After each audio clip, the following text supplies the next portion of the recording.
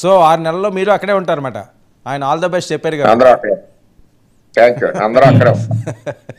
Okay, ఒక నిమిషం. సత్య గారు ఏంటి ఒత్తిడి ఉందా?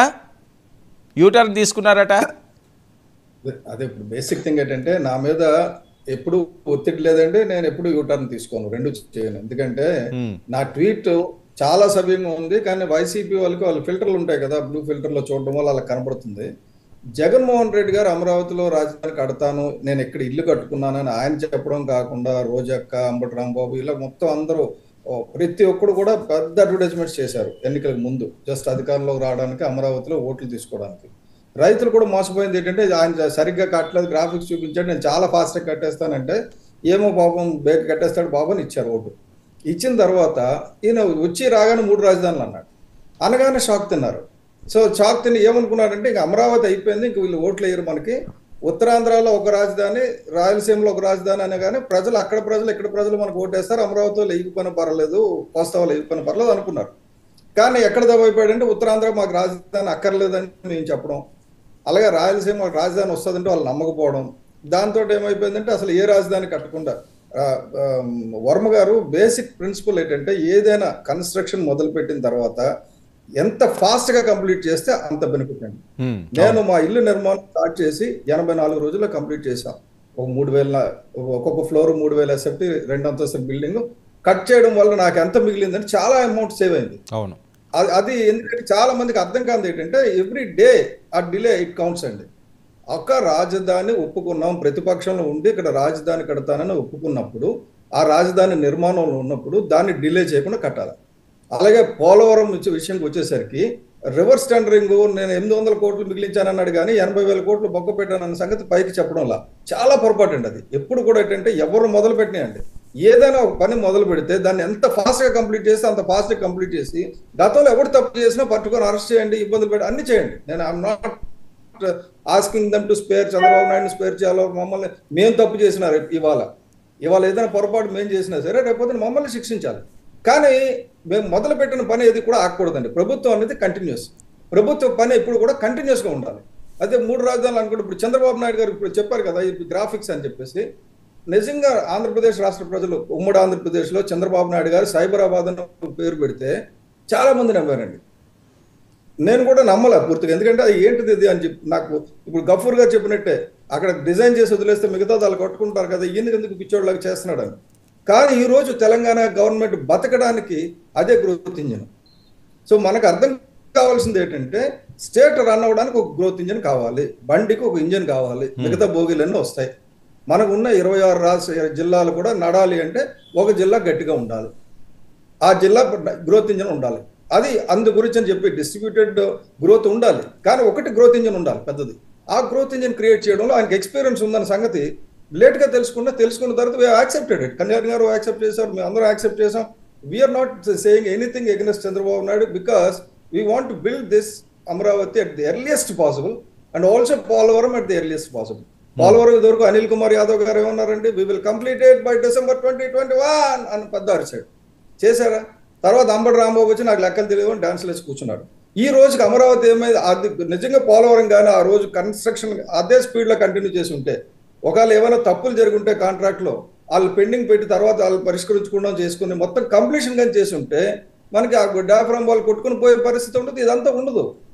అది ఎందుకంటే మధ్యలో ఆపేయడం వల్ల, పని ఆపడం వల్ల వరదలు వచ్చింది, ప్రాబ్లం వచ్చింది.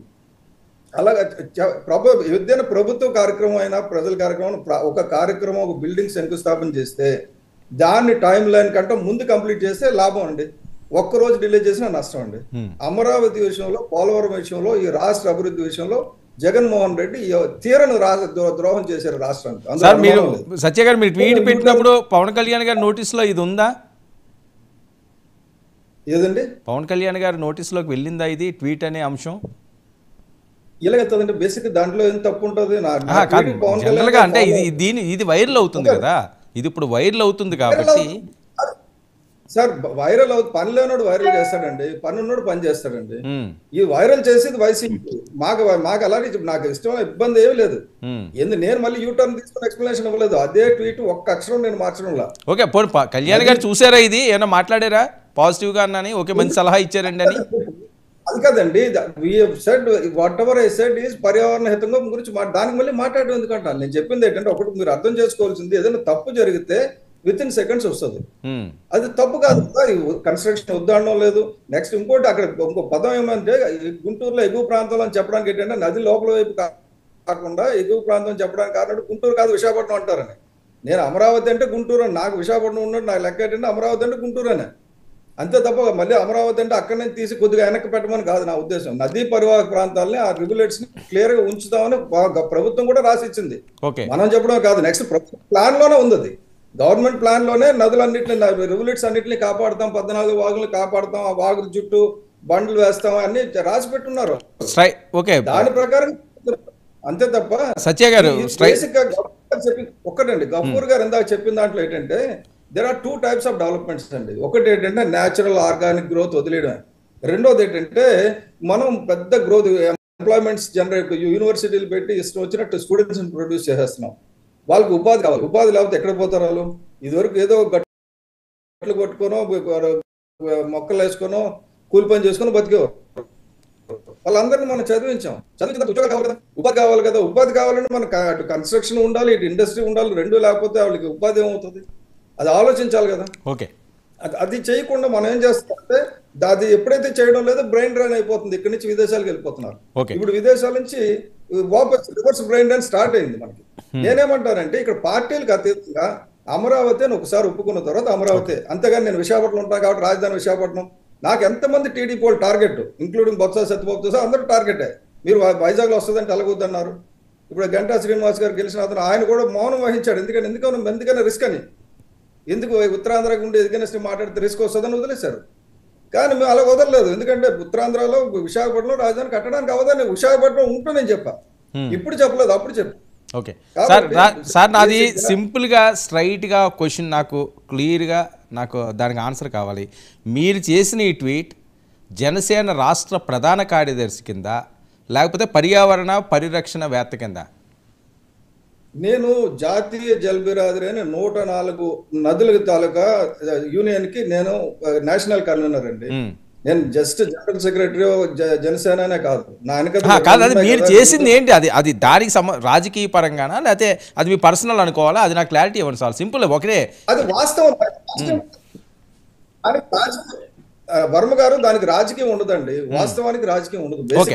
పార్టీ పరంగా కాదు, ఇది పార్టీ పరంగా తీసుకోవాల్సిన అవసరం లేదు, అంతేనా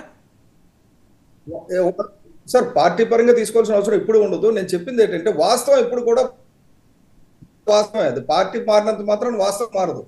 నేను ఇప్పుడు ఇది వరకు అపోజ్ చేసిన ఇప్పుడు సపోర్ట్ చే బేసిక్ థింగ్ ఏంటంటే అక్కడ జరిగింది నదుల్లోంచి కొట్టుకుపోయిన వాహనాలను చూసాం మనం. ఏది యమునా నదిలో కొట్టుకుపోయిన వాహనాలు చూసాం, అక్కడ చూసాం.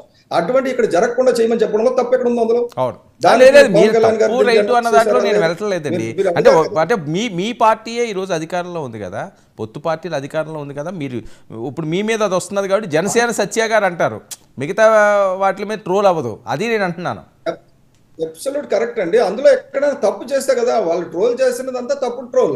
నేను చెప్పింది నా ట్వీట్ ని ట్రోల్ చేయమని నష్టం లేదు.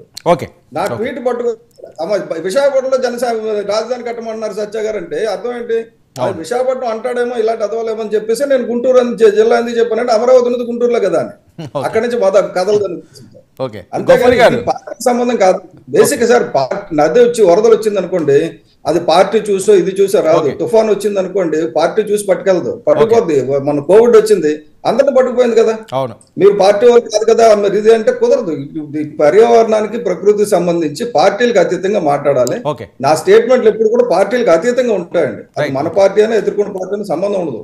నేను చెప్పాను కదా, నేను జాతీయ జలబిరాదరికి ఇప్పుడు ఇతను వెనకతలు ఉన్న అతను రాజేంద్ర సింగ్ గారు, వాటర్ మ్యాన్ ఆఫ్ ఇండియా, ఆయన ఇతను కలిసి మన నుడి మన నది అని చెప్పి మన భాషని మన నదుల్ని సంరక్షించడానికి ఒక జాతీయ అంతర్జాతీయ ప్రోగ్రాం మన రాష్ట్రం నుంచి స్టార్ట్ అవుతుంది త్వరలో. ఆయన ఆలోచన ఎక్కడ ఉందంటే ప్రపంచం దగ్గర ఉంది పవన్ కళ్యాణ్ గారిది. మన ఆలోచన ఎక్కడికి వెళ్ళిపోతుందంటే మూలకి వెళ్ళిపోతుంది. గఫూర్ గారు, చంద్రబాబు నాయుడు గారు ఒక 2 రోజుల క్రితం మాట్లాడతా ఇన్వెస్టర్లు రావడానికి భయం వేస్తున్నది, ఈ భూతాన్ని